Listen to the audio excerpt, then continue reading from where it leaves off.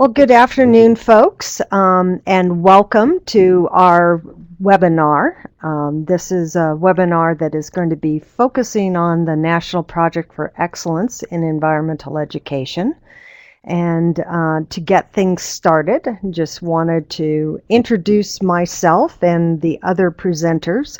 My name is Bora Simmons, and I'm the director of the National Project for Excellence in Environmental Education, which is an initiative of the North American Association for Environmental Education, or NAAEE. And Elizabeth, are you on? You I are. am. Can everybody hear me? Well, I can hear you. Excellent. My name is Elizabeth Schmitz, and I am the Executive Director of the Kentucky Environmental Education Council, which is a state agency here in Kentucky. And our third speaker is Elaine Hampton, who is with the University of Texas at El Paso. And unfortunately, as technology will get us all at various times, she has an internet outage at her house and emailed me about 20 minutes ago to say that her internet had gone down. So what we're going to do is plow ahead, and hopefully Comcast will be kind to us and she will get her internet up and running in the next few minutes and be able to join us. I just wanted to give you a very quick tour of Adobe Connect, which is the site we're using for the webinar, just so that you know a couple of the different features of it. If you look up at the top of your screen, there is a black ribbon, and there are a couple of different icons up there. One is a little person with their hand up, and you can use that icon if you basically you click on it and you can raise your hand.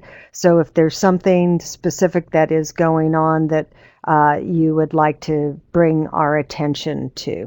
And then the other feature on Adobe Connect that I wanted to point out to you is the chat feature. And it's on the left-hand side of your screen, and at the very bottom there should be a box. And basically what you can do there is you can type in a message to us, and when I'm speaking, Elizabeth is going to be trying to monitor the chat, and when Elizabeth is speaking, I'll be monitoring the chat. And hopefully if you have questions or comments, we'll be able to capture those and respond as seems appropriate throughout the webinar. And one of the just things about the chat, for those of you who may be over 40, is that if you click on the little tiny box that's up on the right-hand side of the chat, you can adjust the text size. So I tend to adjust it to a larger size so I can read it better. Also, you can give yourself a color, that sort of thing. And if there is a specific person in the webinar that you would like to send a private message to, you can basically click on their name under the participant list, or to either myself or to Elizabeth, and then you can click on that and send a private chat. And so if it's a request, if it's sending your email address, any of those kinds of things, you can do that. So let's get started with the podcast. And what we would like to do is just ask you a quick question, a poll here, and it's just to find out if any of you have participated in previous webinars that we have held. This is the third in our series, and so it looks like we are, okay, so for most of you, it's looking as if this is your first webinar with us. So that's a great thing for us to know as we move along in the process. So thank you very much for letting us know that. I always like to start off any of my presentations about the National Project for Excellence in Environmental Education by basically thanking our sponsors, because without our sponsors, we certainly can't get done the work that we have before us. Our primary sponsor for this project has been the U.S. Environmental Protection Agency and the Office of Environmental Education. Currently, we are receiving funding through US EPA through a project called EE Capacity that is being managed out of the Cornell University Civic Ecology Lab. We have a number of other partners who have provided support, financial support, as well as just assistance throughout the years. U.S. Fish and Wildlife Service has been a huge supporter, as has the U.S. Forest Service for this project. But the National Environmental Education Foundation, which just completed the National Environmental Education Week, the Texas Texas Association for Environmental Education is one of our partners. There are state environmental education associations throughout the country, and these have been our partners throughout. We also have organizational partners, such as the Kentucky Environmental Education Council, but groups like Project Learning Tree, Arbor Day Foundation, Project Wild, Keep America Beautiful, Project WET, and a myriad of other organizations. Since most of you are new to our webinars, I'd like to ask a little bit about you. We're interested in just knowing, where do you typically do your teaching, your environmental education work? And I realize that for many of us, it's across the board. We work in cities, we work in suburban areas, we work in all sorts of different places. But where's your primary sort of place of work? So it's looking like it's an interesting split across it. 40% or so in rural areas, then urban areas comes next. Excellent, thank you. And then one more little quick poll along these same lines is to get a sense of sort of what type of educator you are. So are you primarily in the classroom, either formal educator as a teacher or an administrator? Are you a non-formal educator working in zoos, museums, nature centers, or such? Or do you teach primarily at a college or university level? So again, interesting. So it looks like about 3/4 of you approximately are non-formal educators, with a few classroom teachers and college educators thrown in. That's interesting. Well, welcome to you all. This webinar, again, is about the National Project for Excellence in Environmental Education. And our mission, as it were, is to promote excellence in environmental education across the board. And that's certainly a key part of the mission of NAAEE. The purpose behind this particular project has been to develop a set of guidelines, and it's to use our collective wisdom as environmental educators to think about what is it that makes for good practice in environmental education. And all of our sets of guidelines have been developed through a public participatory process. We've really been trying over the years, and we've been working at this for about 17, 18 years now, of engaging educators in a deep discussion about quality environmental education practice. And really, the big purpose behind the project has always been this notion of building environmental education as a profession, providing a different set of tools that will help us in our work as environmental educators. And a final little poll here before we get started on some of the rest is just to get your gauge on what's important for environmental education. So respond to the poll that's up there. It's important for environmental education programs to teach age-appropriate concepts and skills, that it's integrated across the curriculum, supports the standards-based curriculum, and or creates programs that address the goals of environmental literacy. So Alana is saying that the sound keeps breaking up, and maybe if others can type in the chat and see if we're having problems with the sound. I'm not quite sure what we can do about it. It tends to have to do with the speed of your internet and whether or not, it's typical kind of Skype issues. So hopefully you'll get good sound coming soon, and your speed will be up. It looks as if, so some people it's breaking up and some are not. So as the slides click. Interesting. Probably taking more juice. Who knows? And yeah, probably Elaine's or Elizabeth's suggestion of that maybe if I speak a little bit slower, you'll be able to catch some of the words a bit better. As I mentioned, the project is about the development of these various types of guidelines. We have produced 5 sets of guidelines that go across from materials development, instructional materials, to early childhood environmental education.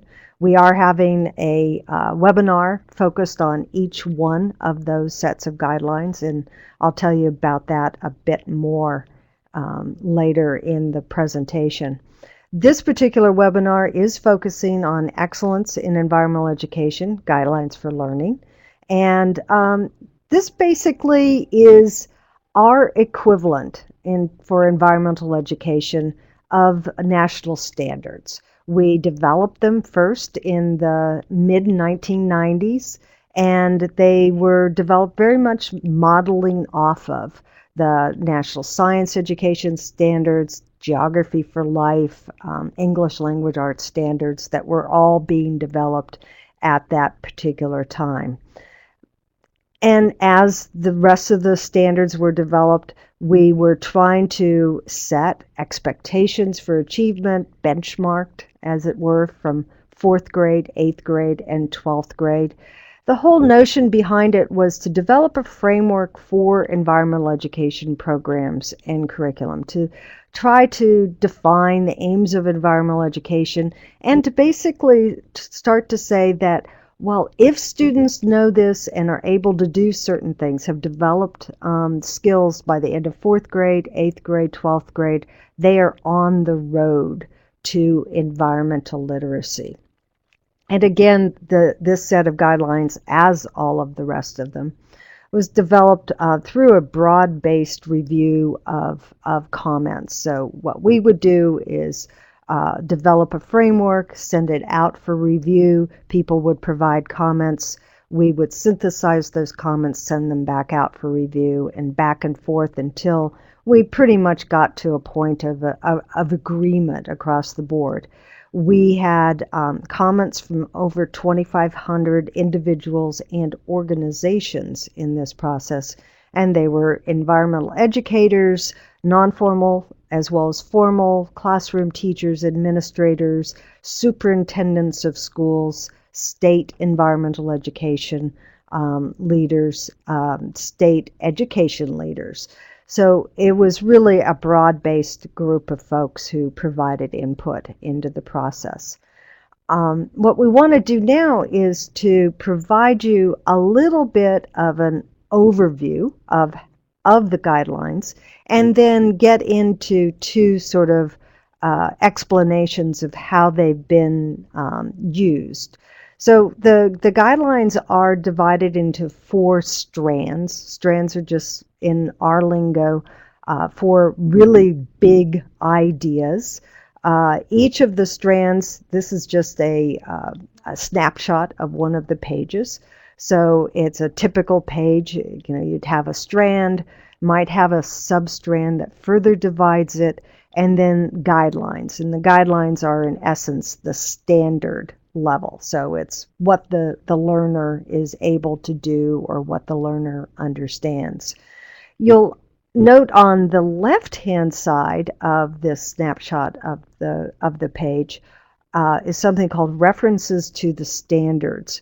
When we first developed these set of guidelines, one of the things that we really wanted to be able to illustrate to educators was that environmental education is something that truly can be integrated across the curriculum and that it meshes well and supports the standards-based curriculum. So what we did at the time was we took the existing standards, so Geography for Life and the science benchmarks, which are the AAAS standards, the National Science Education Standards, English Language Arts, Fine Arts, Mathematics, Social Studies, Civics, History, all of the existing standards that had been published in the 1990s and early 2000s. And basically what we did was we aligned them. So we said that if you took one of our particular guidelines and you looked at those references listed on in the column on the left-hand side in this particular case, on that page in Geography for Life, you'll find a standard that is very similar to this. So it was really a way of helping teachers and other educators be able to align environmental education into the curriculum, but also to illustrate that this was something that environmental education truly was integrated and could be infused throughout the curriculum. Obviously, since the time of doing these, building these guidelines, and just within the last 2 years, we have new standards. Geography for Life has just been republished within the last month or so. The next generation science standards are going to come out, a draft, at the end of this month, hopefully. And the Common Core standards have been published for English Language Arts and for mathematics. And Elizabeth is going to be talking a little bit more about those. So the references to the standard in the print document are a little bit out of date for the newer standards. So obviously for the next generation science standards, they aren't even published yet, but for geography, and they don't relate to the Common Core standards as of yet. But that's coming, and you'll hear more about that soon. So I told you that the guidelines are divided into 4 strands. The first strand is really, you'll recognize it by just looking at it, that it's really about inquiry. From our perspective, as we were developing these guidelines, there was a strong sense that environmental literacy depends on a person's ability to ask good questions, to speculate and to hypothesize about the world around them, to seek information in a variety of places, to develop answers to their own questions. And we're seeing this, although one might look at that, and if you're familiar with science or a science educator at heart, you'd say, oh, well, yeah, that's science inquiry. But it's also inquiry for history and civics and social studies, and a huge amount of connection across other disciplines. So it's really about being able to think about the world around us and ask good quality questions. The second strand is really all about understanding the processes and systems that comprise the environment, including human social systems and influences. So, of course, we want to make sure that people understand the earth as a physical system and the living environment. But we're also feeling that it's extremely important that they understand something about humans and our societies, that they understand economic systems, political systems, the importance of culture, and the importance of individual and group behavior and how those things influence what we do related to the environment, and also that the environment impacts back on economic systems and our cultural systems and our individual and group behavior. So this strand is really all about developing that systems understanding of our world. The third strand goes back to skills. So the first strand has to do with inquiry types of skills. The second strand is about understanding our systems. The third strand is really about developing those skills that we need so that we can understand and that we can address environmental issues at the local level, at the regional level, and all the way up to the global level. And these are divided into two substrands that have to do with skills related to analyzing and investigating environmental issues and developing the skills necessary for making good decisions. So here we're talking about things like identifying environmental issues, sorting out the consequences of different environmental issues, being able to look at alternative solutions and courses of actions related to the environmental issue that we might be considering, and importantly, being able to develop flexibility in our thinking and creativity in our thinking and an openness to other perspectives and ways of knowing. The second strand, the decision-making and citizenship substrand, has to do with developing those skills that are necessary for forming and evaluating personal views on an issue, evaluating the need for citizen action. So how do you decide whether or not an environmental issue warrants citizen action? And if you believe that it does warrant citizen action at either the group or the personal level, how do you go about planning that action? So what are the skills that you need for that? And then finally, if you go and participate in some sort of action strategy, being able to go back and evaluate the results of those actions. And then the fourth strand has to do with personal and civic responsibility.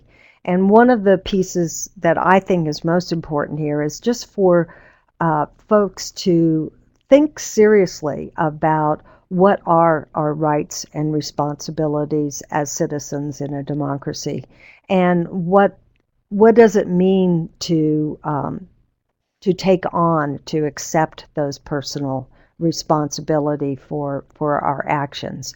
And really important, particularly for students, is to recognize efficacy, recognize the notion that what I do matters. So that's all part of the Guidelines for Excellence, and just sort of a brief overview.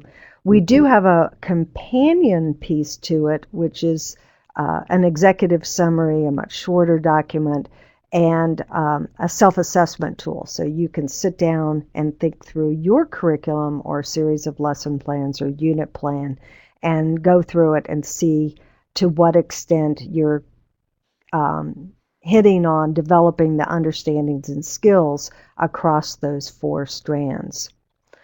So I think I'm going to now turn it over to Elizabeth, who's going to talk a little bit about Kentucky. Great, thanks so much, Bora. So a little bit about the Kentucky Environmental Education Council, just because it is a fairly unique state agency. It is part of the Education and Workforce Development Cabinet, so it's administratively attached to the cabinet. I work closely with our Education Cabinet Secretary, and we're a sister agency to the Kentucky Department of Education. We're also, I think, the tiniest state agency. We are 2 people, myself and our internal policy analyst, who is also our program coordinator. So we keep pretty busy doing the things I'm going to tell you about.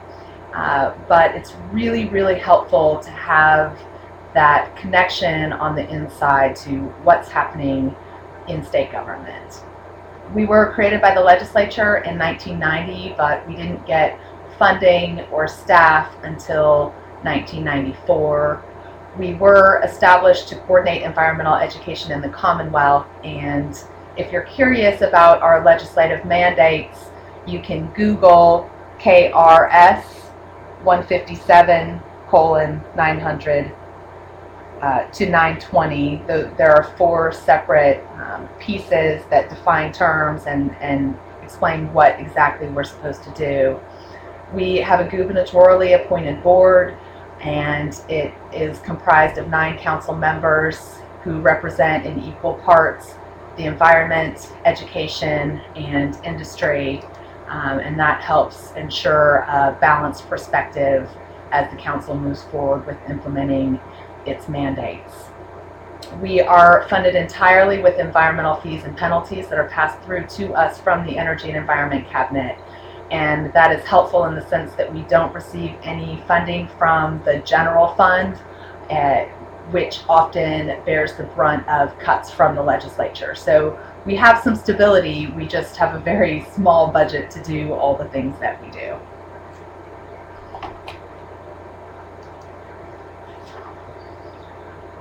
A little bit about what we do. We run a non-formal environmental education certification course, which really brings in a variety of folks from different backgrounds. Our cohorts include college students, pre-service and in-service teachers, although they're less common, along with more traditional participants such as those that work for state, federal, and local parks in Kentucky, state and environmental agency workers, and those that work for environmental education nonprofits or environmental advocacy nonprofits as well. Our Kentucky Green and Healthy Schools program is an inquiry-based student center program for K through 12 students, in which students explore multiple facets of their school environment, such as solid waste, energy, water, and transportation, and then the students design and implement a school improvement project. We have recently drafted the Kentucky Environmental Literacy Plan in strong partnership with the Kentucky Department for Education, and I'll be talking a little bit about that more as we move through the webinar. Both the Kentucky Environmental Literacy Plan and our master plan are also, as Bora was describing, designed in a very public forum in a stakeholder-based collaborative process. For the environmental literacy plan, we received input from over 200 teachers, non-formal educators, and administrators in the K through 12 school system. We run environmental education in Kentucky.org, eeinkentucky.org, which is a one-stop shop for environmental education in the Commonwealth. And as I mentioned, we have our master plan, which is also published alongside a survey that we release every 5 years in a document called Land, Legacy, and Learning. So the master plan guides what's going to happen for environmental education on a statewide basis for everybody, including K through 12 students, but also looking at the university system, getting all of our college students educated about the environment, as well as a strong focus on pre-service education. Our survey really looks at how Kentuckians, what they know about the environment, what their attitudes about the environment are, and then how that does or doesn't translate into behaviors that may benefit the environment. We have several partners. Some key partnerships are the Kentucky Association for Environmental Education. So KAEE is a nonprofit, and it is our state-based affiliate for NAAEE. I serve on NAAEE's Nonformal Certification Accreditation Board, and we're part of the Southeast Environmental Education Alliance. We also, as part of our environmental literacy plan development, formed the Kentucky Environmental Literacy Alliance, which you can learn more about by visiting the KELA.com.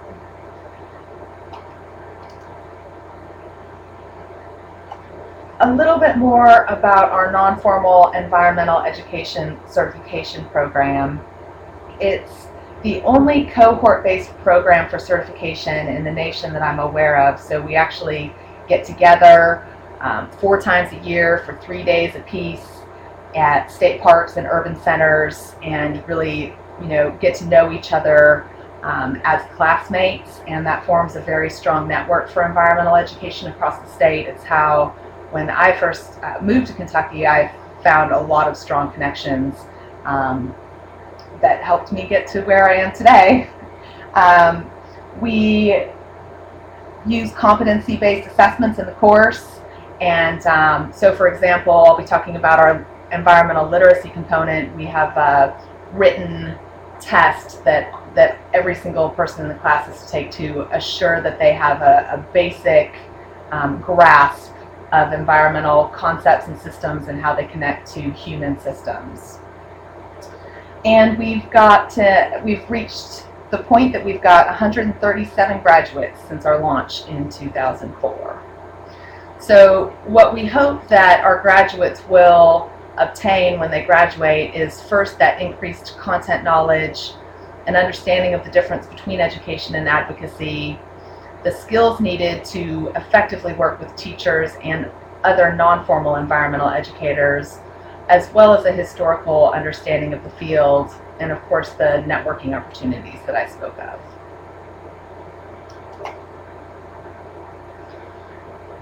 So the course is designed, as I mentioned, around 4 workshops that take place over the course of a year.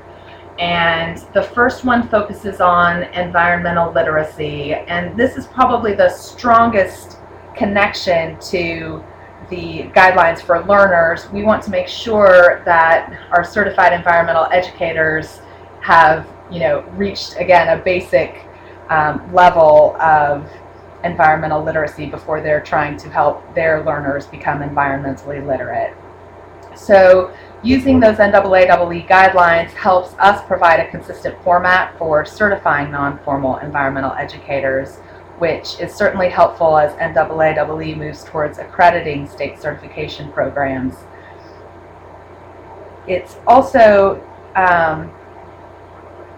essential in the course, and we spend a fair amount of time throughout the 4 weekends introducing our certified environmental educators to all of the guidelines and how to use them in their programs. So the first weekend, we delve into the guidelines for learners, and then over each subsequent weekend, we address the various guidelines that we've been introduced to today. After our certifieds graduate, they're required to maintain continuing education credits, and I just brought this up as a screenshot of the form that they fill out to give you a sense of how we continue to use the NAAEE guidelines in our continuing education development and assessment. And so you'll see there that Section 1 focuses on helping our graduates maintain and increase their environmental literacy. And you can see there that we've listed the guidelines for environmental literacy in Section 1. We also have them address foundations of environmental education, their professional responsibilities, and instruction and evaluation. And I believe Bora was going to mention that webinar about those professional guidelines is next week. The Kentucky Environmental Literacy Plan was developed in response to No Child Left Inside, and I think Bora is going to talk a little bit later about the bigger context of environmental literacy plans in the nation.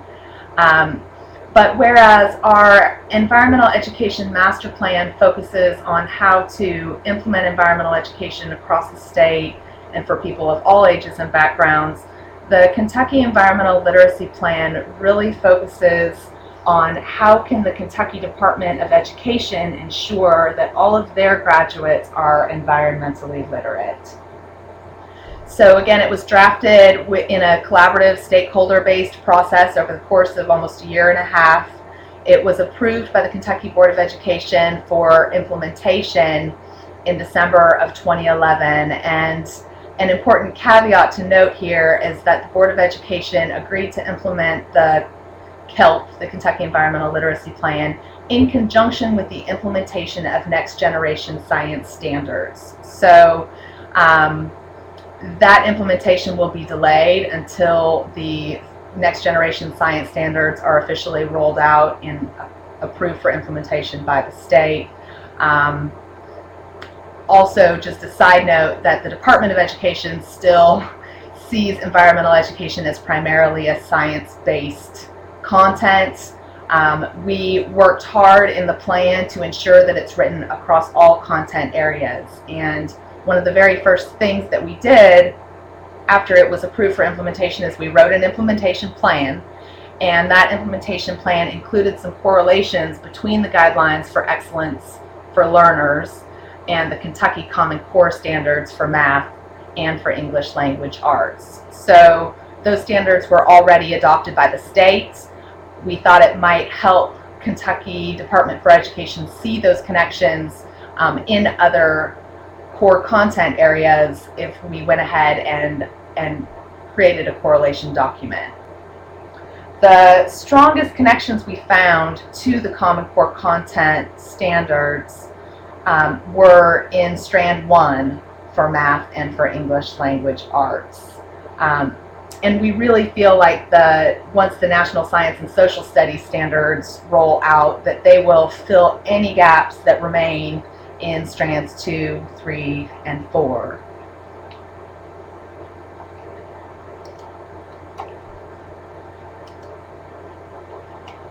The Common Core, for those of you who aren't familiar, was adopted by 42 states and allowed some flexibility for local control, and so that's why on the previous slide I said Kentucky Core Content, because it is slightly modified from the National Core Content guidelines that were released. However, we feel that these correlations will be helpful for any state that has adopted the Common Core standards, and we intend to make them available to everybody as soon as we have them finalized. They're in their final draft stages now. As I mentioned, those science standards will be coming out in winter of 2012, along with some national social studies standards. I'm not as apprised of that timeline, but I think it's supposed to be soon that those standards come out. So once those science and social studies standards come out, our implementation advisory team will be doing similar correlations between those standards and the NAAEE guidelines for excellence for learners. I also wanted to mention that as we created these correlations, and I'll show you a snapshot here, we found, as I mentioned, the strongest connections to Strand 1, and as we looked at the math standards, we found the closest ties to 1E, which is organizing information, 1F, which is working with models and simulations, and 1G, which is drawing conclusions and developing explanations. And then as far as the English language arts connections, they were really strong throughout Strand 1, except for in 1F, the working with models and simulations. That was a pretty weak connection, and we really tried hard as we designed these correlations to not push the connections. If it didn't seem that it would be clear how those two could support each other from your average 4th or 8th grade teacher, then we chose to not list a connection rather than to overreach what those connections might be. So just to give you an idea of how these line out, you can see that we use the anchor standards throughout the core content. So there's anchor standards for reading, for writing, for speaking. We also found very helpful connections. There are now technical reading and writing and technical subjects So we found strong connections there as well. But you can see that we listed the anchor standard there on the left-hand side of the screen, and then looked for those connections in the NAAEE guidelines that were listed for the 4th grade, for the 8th grade, and for the 12th grade.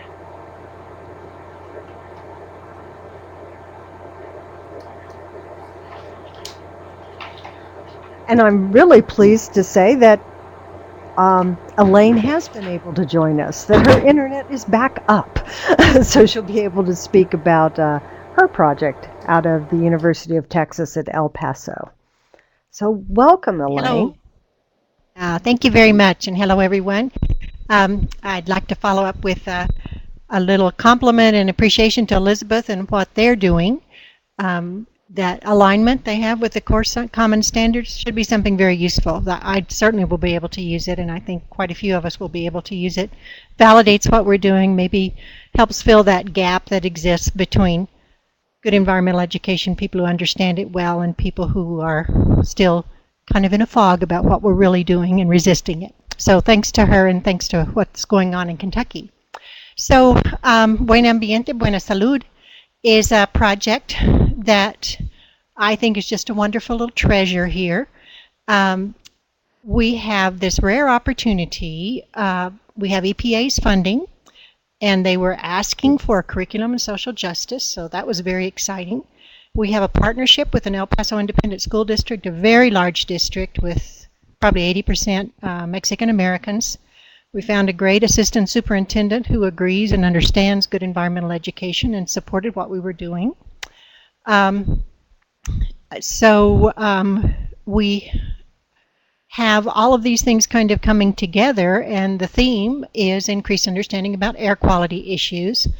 And El Paso has had quite a history of some air quality issues that just spin around a lot of social justice issues, with a big smelter right in the middle of the city, and now with all the bridges and the main transportation routes and trucks going through the city all the time, and dealing with people who are economically don't have all the economic resources that they need, and they end up being the recipients of quite a bit of the air pollution. So we're pretty excited about that. So we found some good master teachers, and they are working with us to develop a curriculum that will address these air quality issues in the context of social justice. So it has to do all of these things, and we're not about to say that it's going to be easy, but we have set a very high standard, and I think we'll get pretty far along that. Fortunately, we have 5 years. So we want it to be bilingual, air quality curriculum. It's going to draw from our social, economic, bicultural, and political context of El Paso. We are reaching 50,000 children per year as of next year, within 2 years. We should reach 50,000 children a year. It will be fully embedded in their science curriculum. So it should be ongoing. And then we do have dissemination, ongoing dissemination, as we work through New Mexico and Texas and the NAAEE resources. So we do intend to get this disseminated. We will focus on those 2 case studies, the big copper smelter and then the automobile and truck emissions and how they affect public health. Quite a bit of new biology, science, medical research on how the nanoparticles from these emissions are really affecting public health. So hopefully we can get some of that updated information into the curriculum.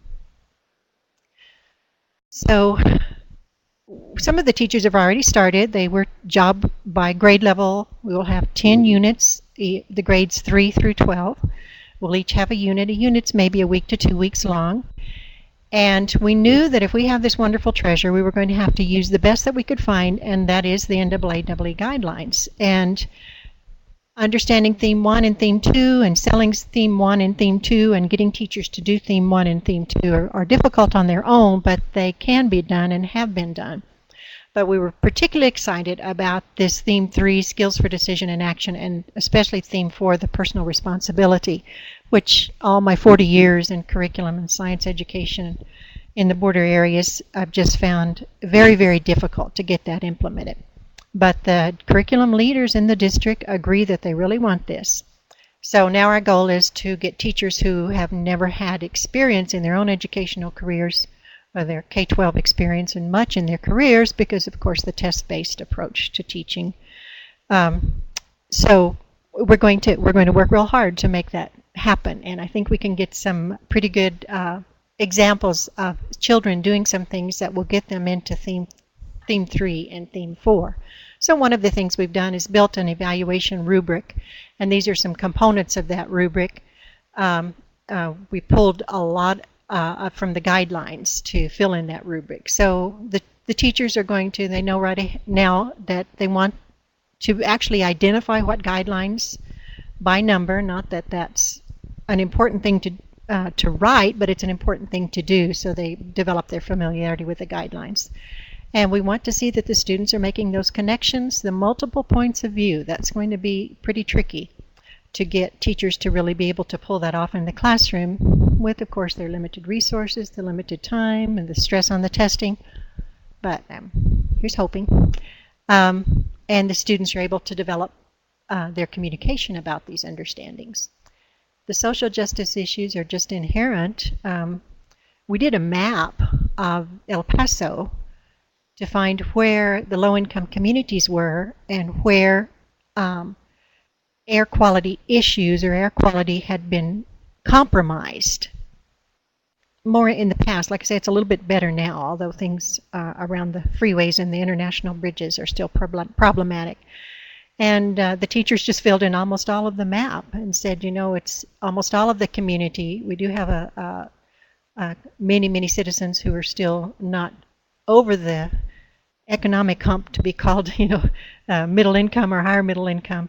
So quite a few citizens in these lower income communities are still exposed, have been exposed in the past and still exposed to this. So there's so many things they can look at about social justice. Again, not going to be easy, but we have the goal of putting that in each of the units. And of course, they're going to be taking that personal and civic action. And each unit, they have to have something that the students are doing that really takes them to that level. And hopefully, and vitally, it will be based in that thorough research, so that we're not taking any knee-jerk actions that aren't fully researched and well understood. So we'll stay. This is our first year of the 5 years, and we're just barely starting, but we will make a little presentation, hopefully at NAAEE in October, and hopefully every year. And always welcome to hear from any of you if you're interested. So thanks very much. And thank you, Elaine, for giving us that overview. One of the things that obviously what Elizabeth talked about was how a particular state, in this case Kentucky, has been using the guidelines in their work, building it into their certification efforts, but also looking at it from a way of infusing environmental education into their curriculum, so doing the hard work. And I'll tell you, it's really hard work to develop crosswalks, but looking at the Common Core standards and having that plan for looking at the future Common Core standards, the next generation science standards in particular. Some of the things that we've been doing and others have been helping us with in terms of environmental literacy and using the K-12 learner guidelines as a framework for environmental literacy is we've created a series of crosswalks, those kinds of alignments, between the essential principles for ocean literacy, the climate literacy principles, and the brand new energy literacy principles. So those of you who are working and using any of those, the ocean literacy, climate, or energy literacy principles, this allows you to basically say, here's an overarching umbrella view or framework for environmental literacy, and how does teaching about oceans or teaching towards the important principles of ocean literacy, how do those fit in, and how can climate fit into an overarching view of environmental literacy? So these are just tools to help people work through their curriculum development and their teaching. And Elizabeth is asking a question about, are the crosswalks on EE linked? And yes, they are. And I'm going to be showing you, well, in fact, the URL is up there. So when you get a chance, if you can go to eelinked.net/n/guidelines, you're going to find a website, and I'll show you it to you in just a second, with all sorts of tools on it, including these crosswalks. And eventually, when Elizabeth and her team in Kentucky have finalized the alignments, the crosswalks with the Common Core standards, we'll be posting those up on our EE Linked site also, so that they're available for everyone to use. As Elizabeth mentioned, she talked about the Kentucky Environmental Literacy Plan. Many states, and I have lost track, frankly, of how many states across the country are developing state environmental literacy plans as part of No Child Left Inside and the hoped for legislation. And in those state environmental literacy plans, one of the key pieces has to do with the development of environmental literacy standards for students. So the environmental literacy plans deal primarily with pre-K-12 schooling, with teacher preparation as being an important component, as with assessment as being important components. But that environmental literacy standards piece is obviously a huge keystone to the environmental literacy plan, and can be a huge amount of work.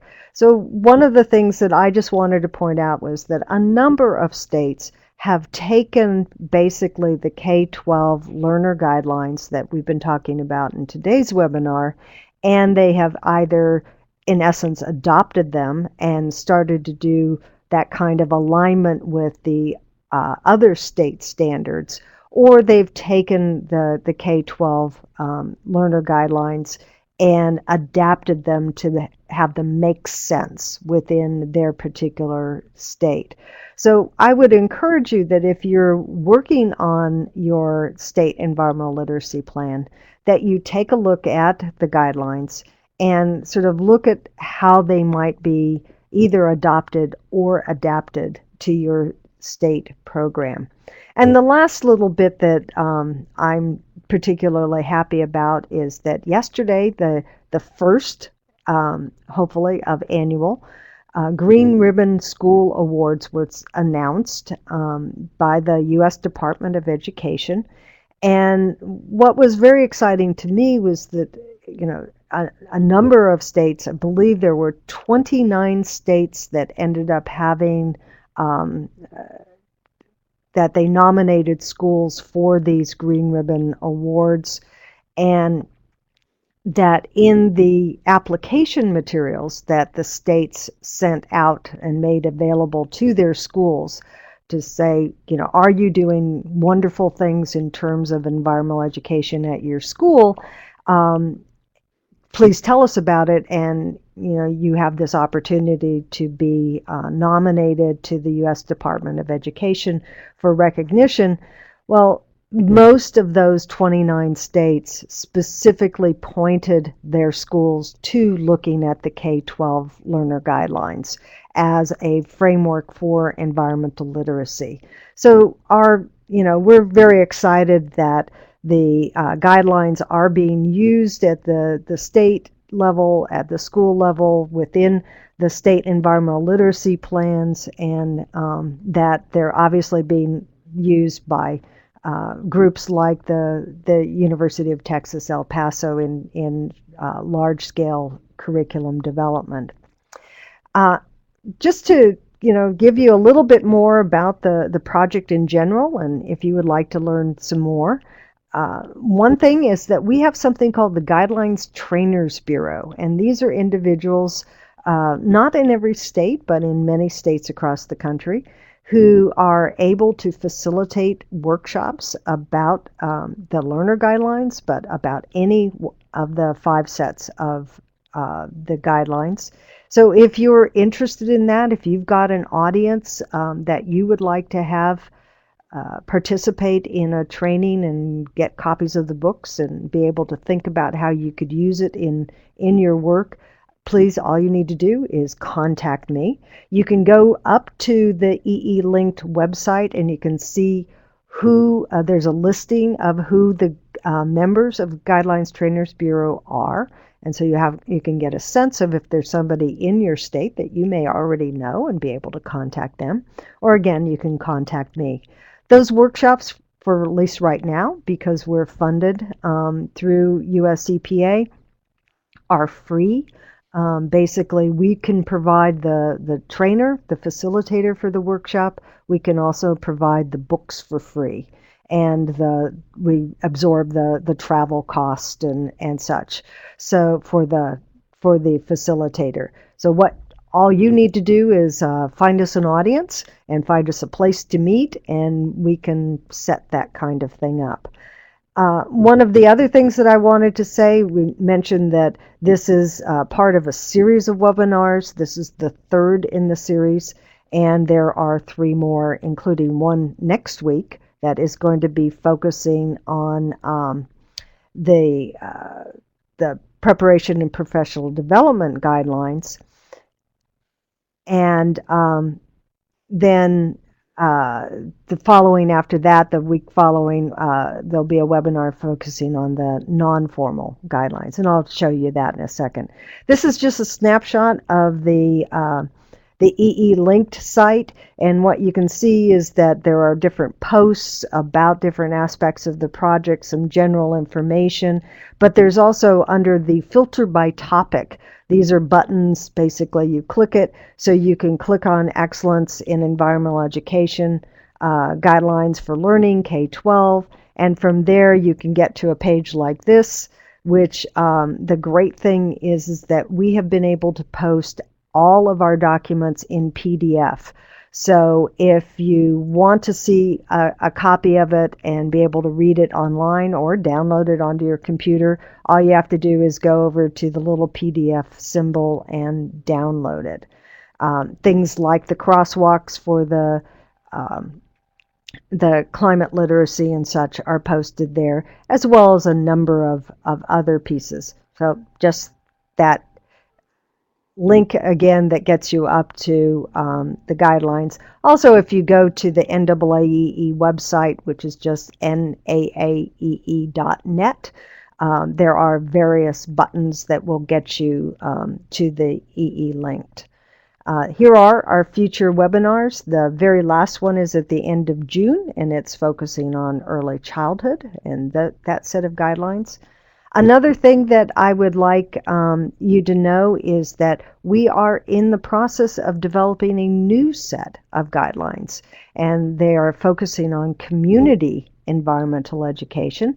Akima Price is leading up that effort, and if you are interested in it at all, please send her an email. It's just akima@apriceconsulting.com.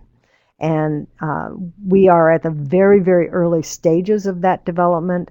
She's been going around the country and holding listening sessions, and we should be able to provide a first framework at the NAAEE conference in October.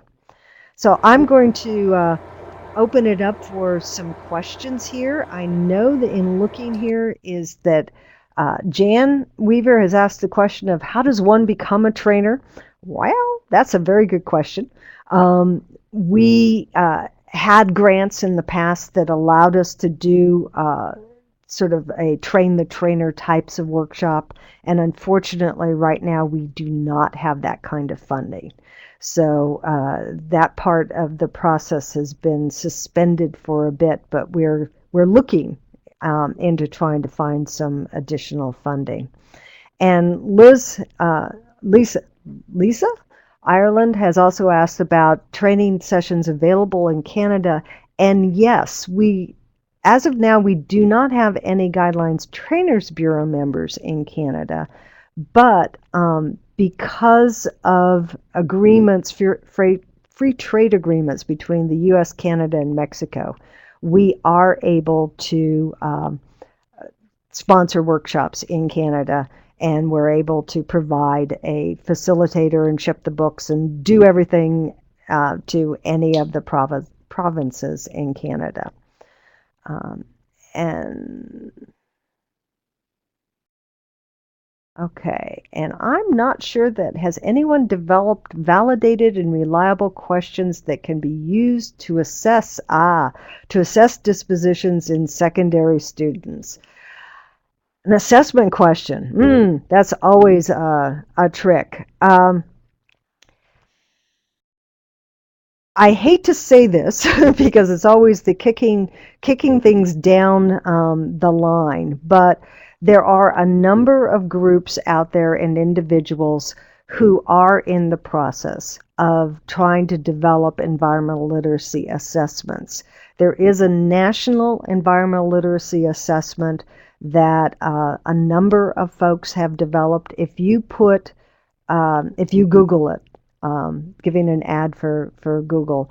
If you Google National Environmental Literacy Assessment, you should be able to find it online. It was a project that was done cooperatively between NAAEE and NOAA, and they were able to develop a middle school assessment and pilot tested. It's been validated. It has reliability.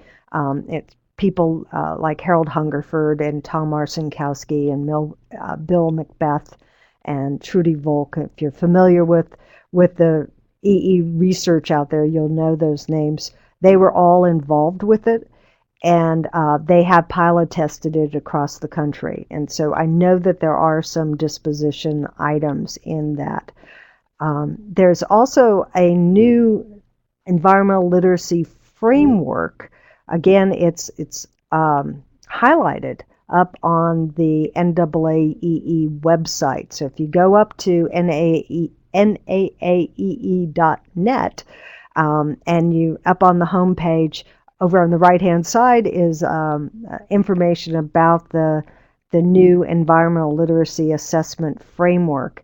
And that framework is being used by an international assessment, PISA, and within the next few years there should be, we hope, a number of assessment items developed through them that will have validity and reliability. So hopefully that answers your question, Joshua. And before we close out, and we'll see if there are any other questions here, Elaine mentioned the NAAEE conference in Oakland. It is in October. The call for presentations is still open. They extended it through Friday. So if you would like to present something at the conference, please go up to the NAAEE website, and it's real easy to fill it all out. It's a great conference. I've been to over 30 of them. So obviously I'm sold on it and the organization, and it's a wonderful opportunity to learn about things that are going on in the field. So I'm going to see if Elizabeth or Elaine have any last little comments, and then thank the rest of you. This is Elizabeth, and I just wanted to say thank you to all of you for participating, and also to Bora for organizing this series of webinars, and for including us as speakers as well. Also, thanks again for everything also, but I do appreciate overall the fact that these wonderful resources are available by just downloading them. Inexpensive and easy to get hold of. So thank you very much for that, and all of the good free information, valuable information that you give to us, and it's so easily accessible. And I would like to thank all of you for participating. We do have one last question that has to do with, was there some discussion on environmental literacy encompassing environmental competency, or if it should be addressed separately? And one of the, both in the environmental education guidelines, so our environmental literacy guidelines, we're looking at competency as being those particularly being those issue investigation skills. So being able to look at an environmental issue and really dissect it and dive into it and understand it and work towards some sort of action and then the evaluation of that action. What you'll notice if you look at the environmental literacy assessment framework is that they have basically identified through a grueling look at the environmental education research literature. They've identified 4 competencies, and those competencies are very, very similar. They align well with the Strand 3 and Strand 4 of the learner guidelines. And frankly, they built some of the environmental literacy assessment off of the learner guidelines and our work over the years. So that notion of being competent as a decision maker and understanding of issues and building those sorts of skills is inherent in our notion of environmental literacy. Obviously, the knowledge component is foundational, that it's important to understand those systems of the earth and human systems, but it's taking that into understanding those issues and actions. And since we've gone a little bit over the 1 hour mark, I don't want to keep you much longer. I hope some of you will be able to join us with the next in the series of the webinars if they're topics that interest you. We did record this webinar, and within the next day or so, the link to that recording will be posted up on EE Linked. So if you want to revisit because you came in late or lost connection, or if you have a colleague that you would like to share it with, I'll be sending out an email to you all with that URL in the next couple of days, but it will also be posted up on EE Linked. So once again, I would very, very much like to thank Elaine and Elizabeth for all of their time and effort and the great and wonderful things that they are doing that relate to the guidelines. And I'd like to thank all of you for attending our webinar. So again, thank you, and hopefully we'll see you in Oakland. Bye for now.